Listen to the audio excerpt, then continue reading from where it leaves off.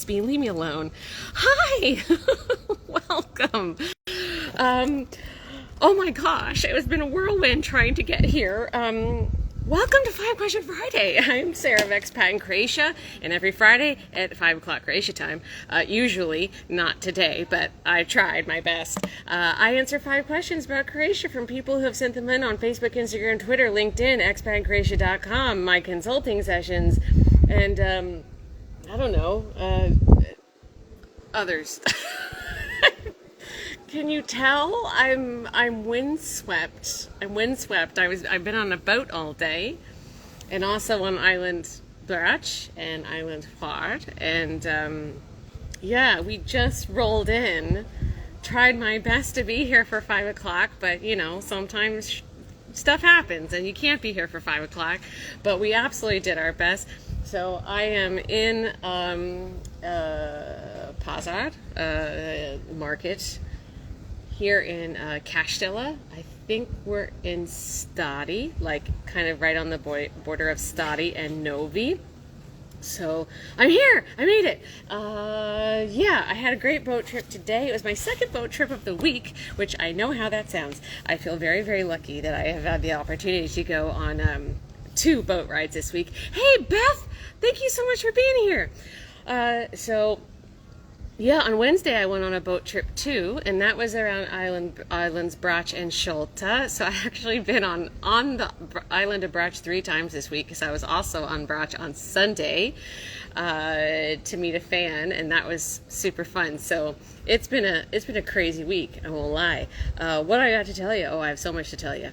So a week ago we had a pretty big launch. We had a launch of our new website look. There's still a few things that we are going to be changing over the coming weeks and months, but kind of like the big bang happened, and it was amazing, stressful, crazy, but I really am so pleased with it, and we've gotten so much feedback from you guys about the new look, and you have all said that you really like it for the most part. And some of you have been like, Sarah, this thing's not working, which I'm glad about. If you ever find something that you feel is not working or doesn't look right, please always tell us, because I want to know so we can fix it and make it all better.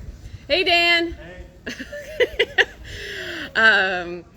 But yeah, so happy about that. And also my colleague Cam, she is also now officially a consultant, and she already has people who have booked consulting sessions with her, which is so exciting. So she's going to have her first session next week, which makes me so happy.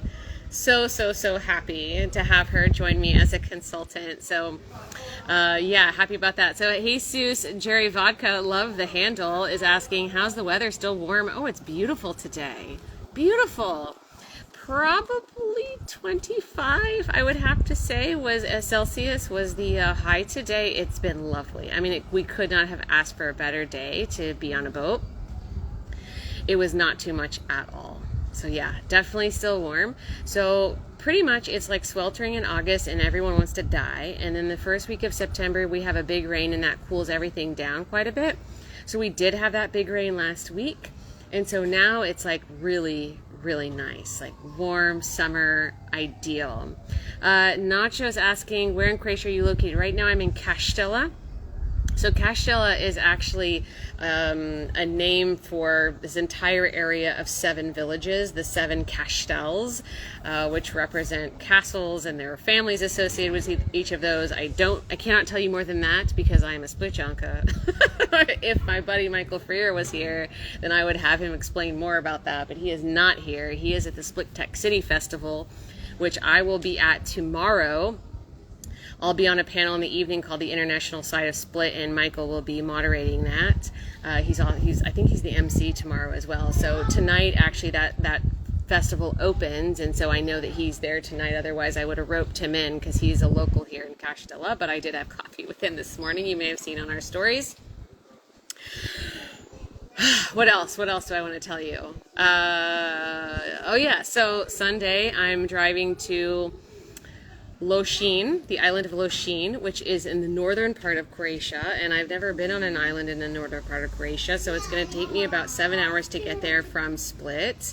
So I will drive up the Autocesta, the highway, cut over to Sen on the coast, and then drive up to Sredica, and then go across the bridge onto island Kirk, and then take a ferry from Kirk to Stres, and then from Stres I will drive on to Lošinj and down to the village where my Croatian teacher is.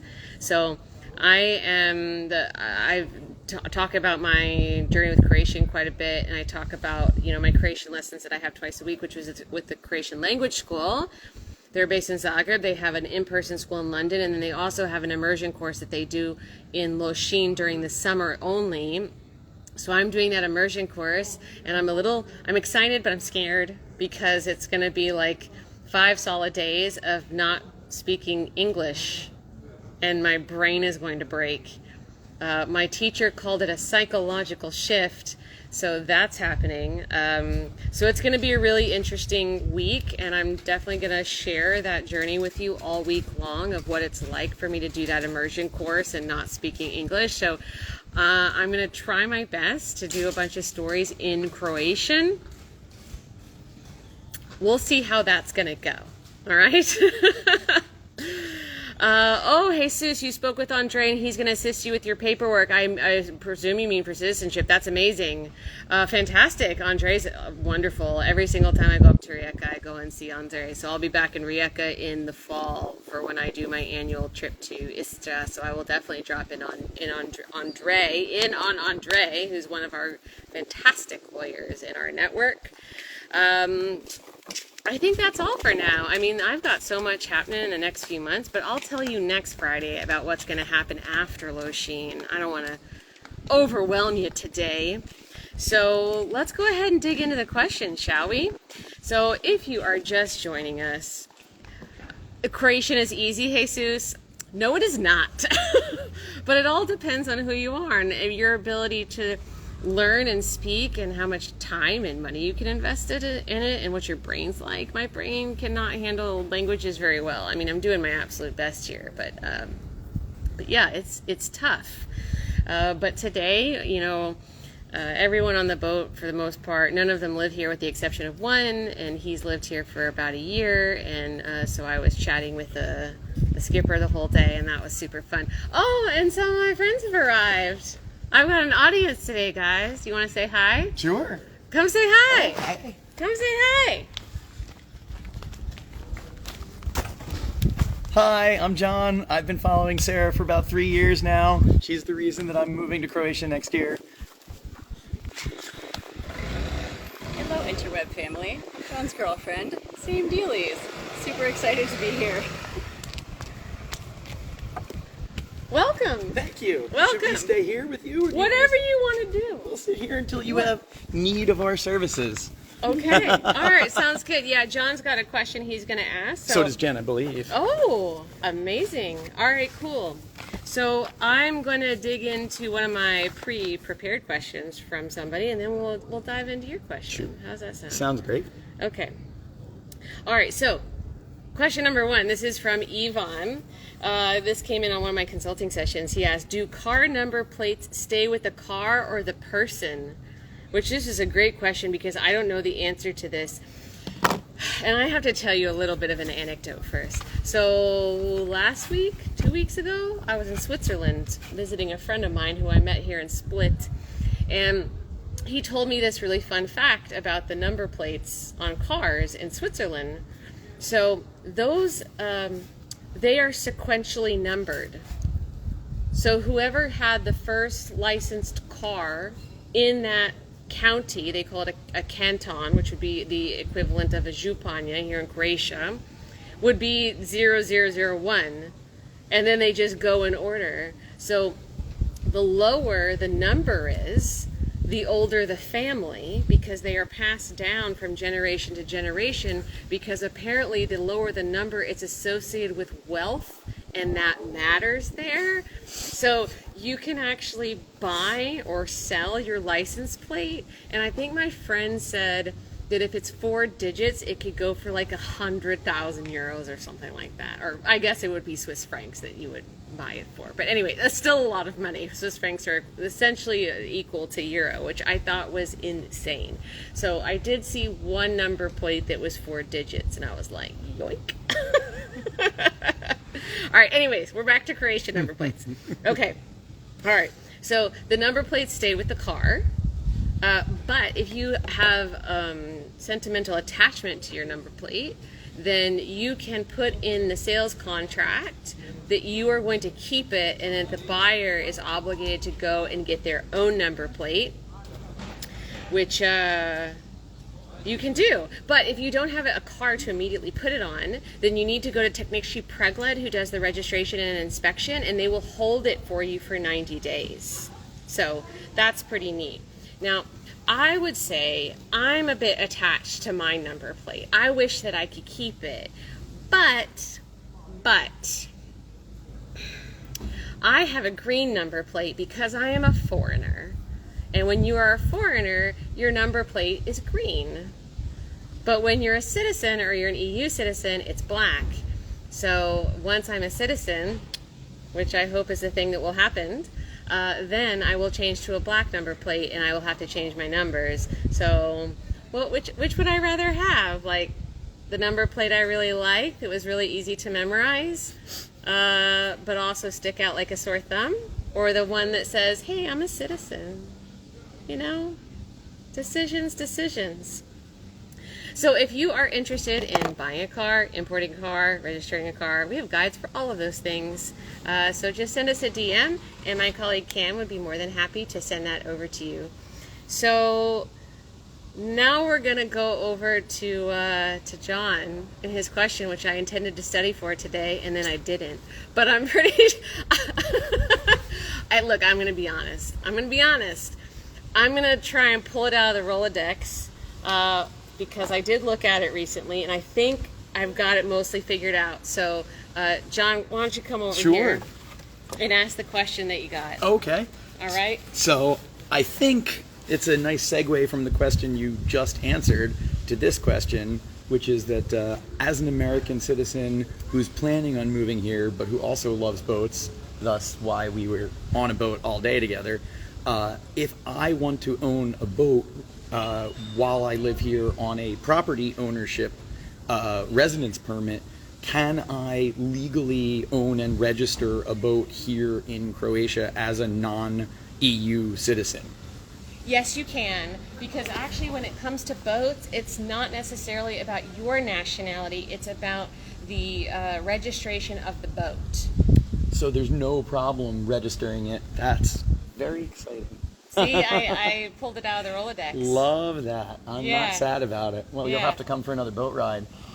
Sign me up. You just tell me where. I'll be there. I love boats. I love being on boats. I feel like that was too easy a question now. Aww. I'll let you have it. It was a long day. Yeah, so just make sure that you buy the boat in the EU, because Of otherwise course. you'd have to import it, Oh, and that no. is no bueno. No, I just didn't know the legality buying from someone, say here in Kaštela or Trogir or Split, No, you whether can there do would be that. any sort of issue with me going to. And I guess the follow-up, and maybe this is the tough part, is where do I go to register a boat?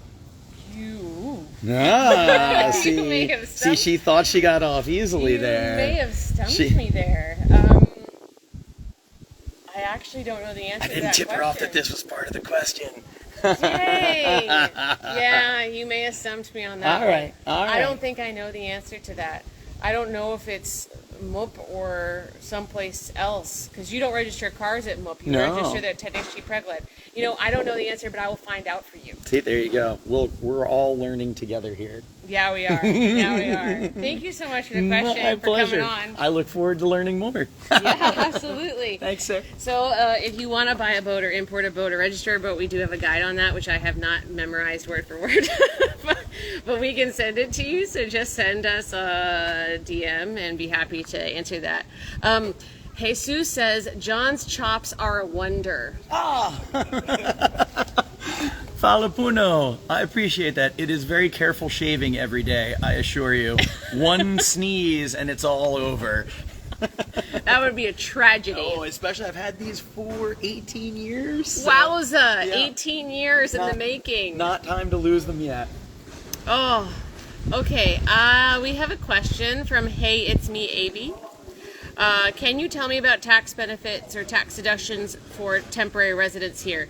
There is only one tax benefit for temporary residents here, and that is the digital nomad permit. So if you're here on the digital nomad permit, you have a tax exemption on your working income. So not your passive income, but your working income only. That's the only tax benefit, tax exemption that exists at this time for temporary residents. It's an incentive for digital nomads to come and spend their money in Croatia, essentially.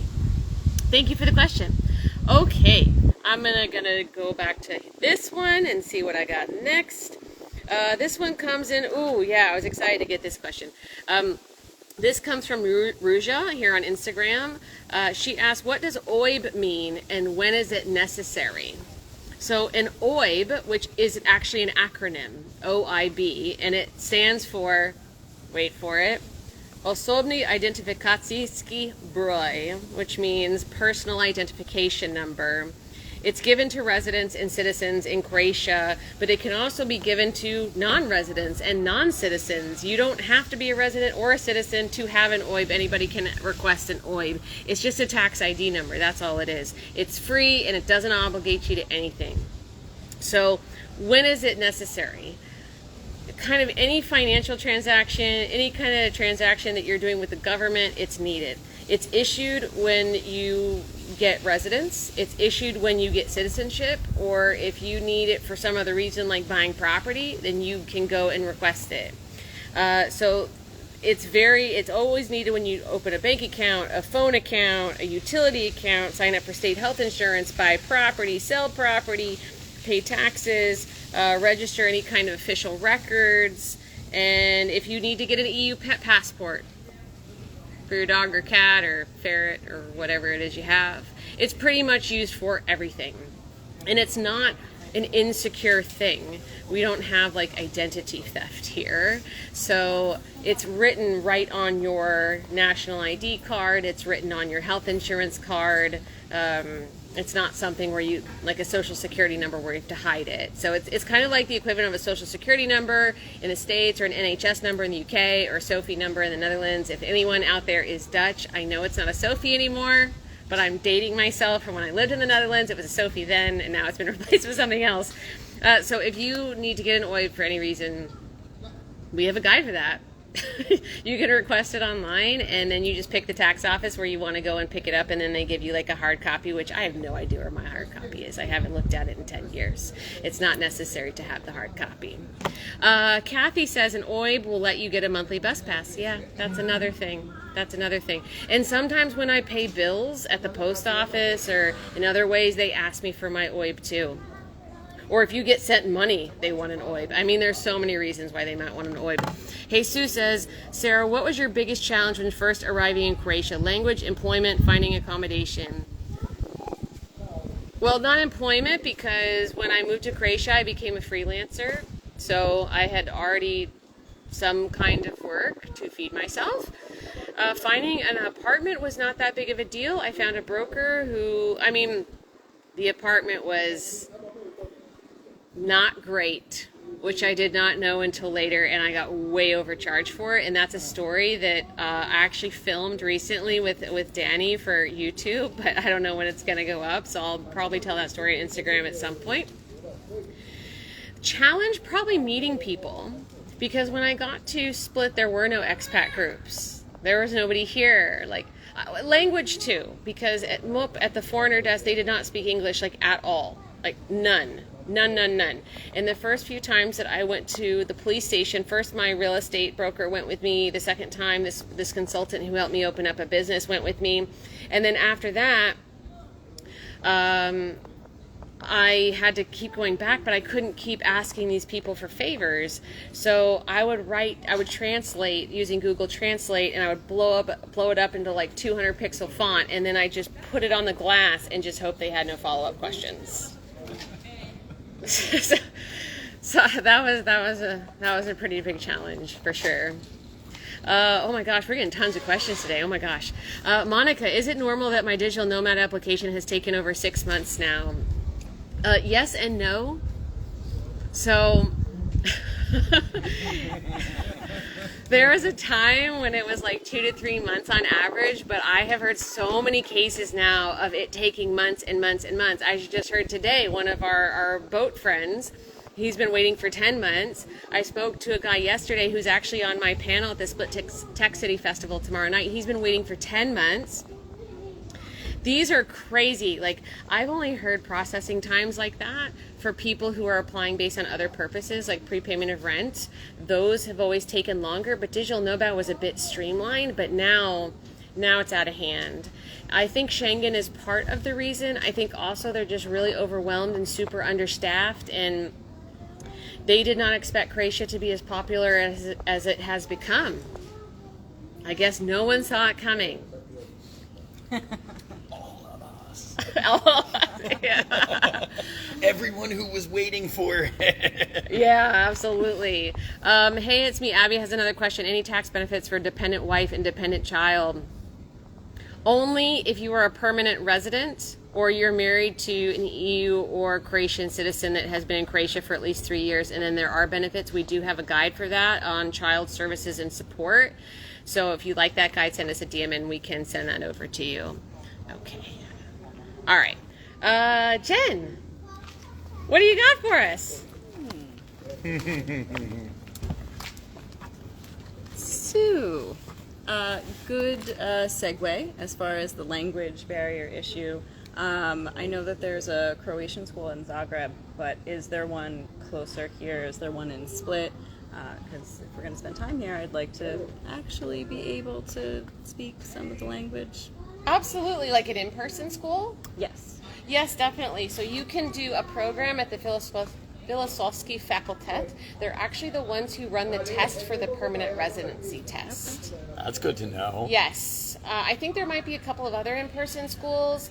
We do have a list, so we can send that to whoever wants it. But I would say the Filosofski Fakultet is amazing. I've had 3 friends who have done their immersive course, like their intensive course. It's like 4 days a week, several hours a day, and they're the only foreigners I know that ever became fluent. Other than Michael Freer, because he's a freak. But is that the Michael I met earlier? Yes. Yeah. Follow-up question then. So with that, going to that school, would that count as like a student visa? No, it would not. Okay. No. So they have 2 different kinds of student permits. One is like I'm going to university and doing a university program, in which case you do have to have student residence to be able to do that. Okay. As a non-EU national. Sure. EU can do whatever they want. But then there's also a residence permit for language study where you're just learning the language. Okay. That's under other purposes. So it falls under the same umbrella as prepayment of rent or ownership of property. Gotcha. Okay. Thank you very much. You're welcome. Okay. I think we have some more. How diverse is the cuisine? Surely you are not surviving on beans or sarma. No, I'm not. I actually do not like beans very much unless they are black and mashed and salty and in a 7-layer dip. That's the bean format that I prefer.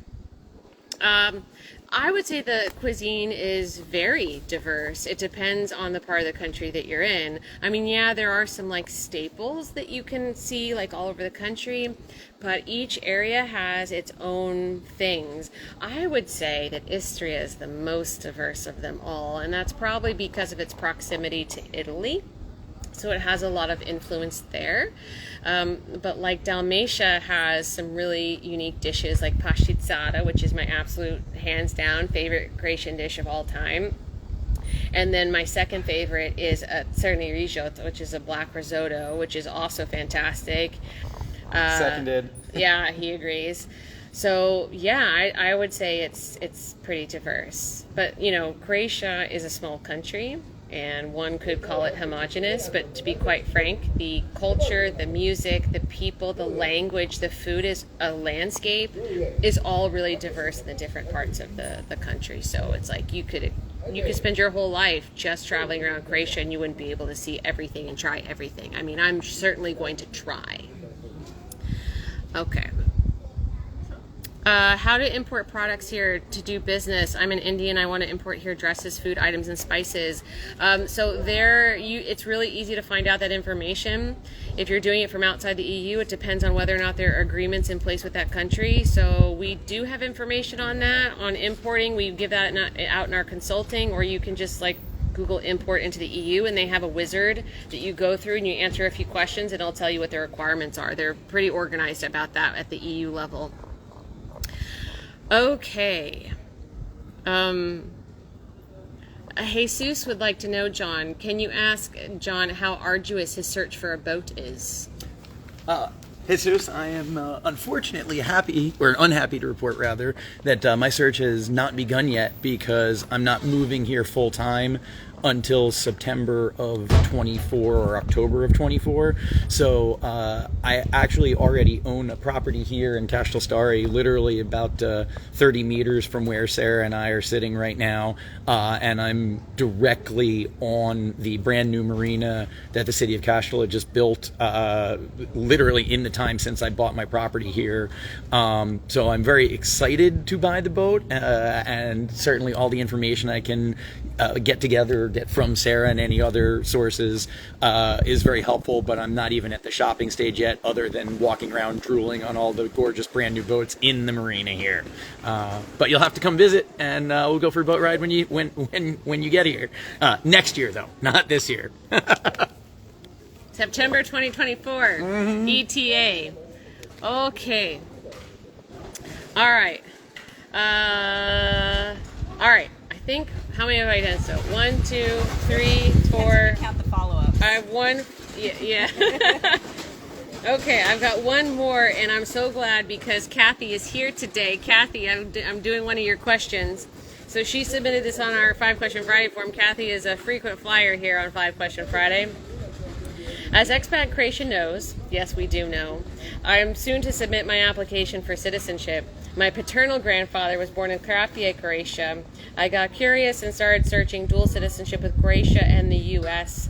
I'm not finding confirmation online that I can have dual citizenship. I would be hesitant to give up my U.S. citizenship since I depend on my earned pension for living expenses. Will I be eligible for dual citizenship?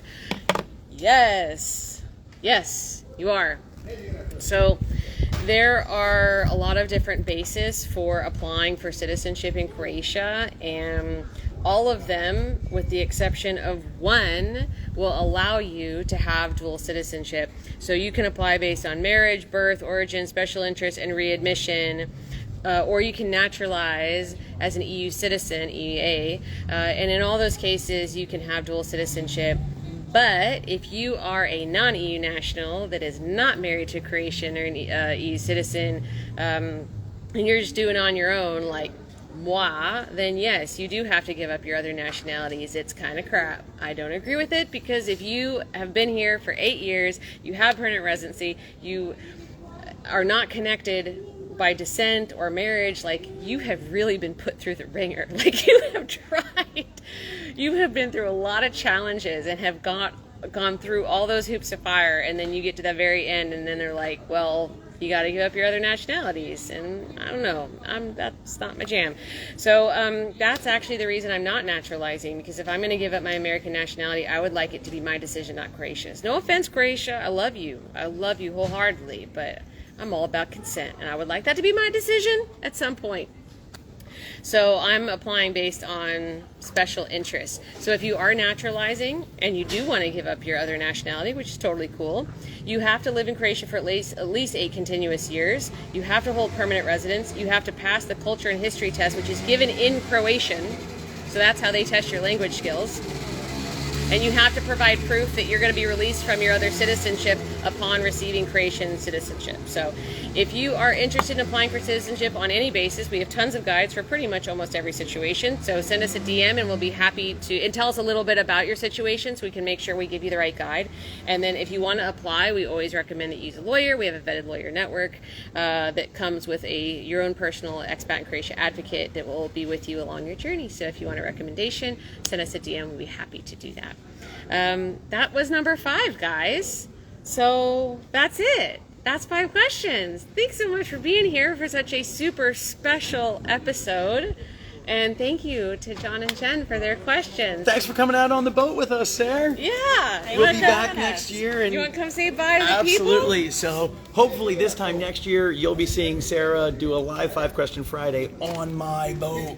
On my boat.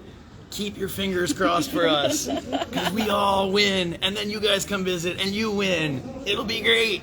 It's a win all around. But follow her advice. What she says rules. He's awesome. It's true. He's awesome. All right, guys. Well, thank you so much for being here. If you have any questions you would like to see answered on a future episode, please do not hesitate to send us a DM and let us know. And that's it. I'm going to be posting tons of stories tomorrow from the Split Tech City Festival. I hope to see some of you there. And on Sunday when I head to Loshin. And that's it. So... Vidimos, love you so much. Bye, bye, bye.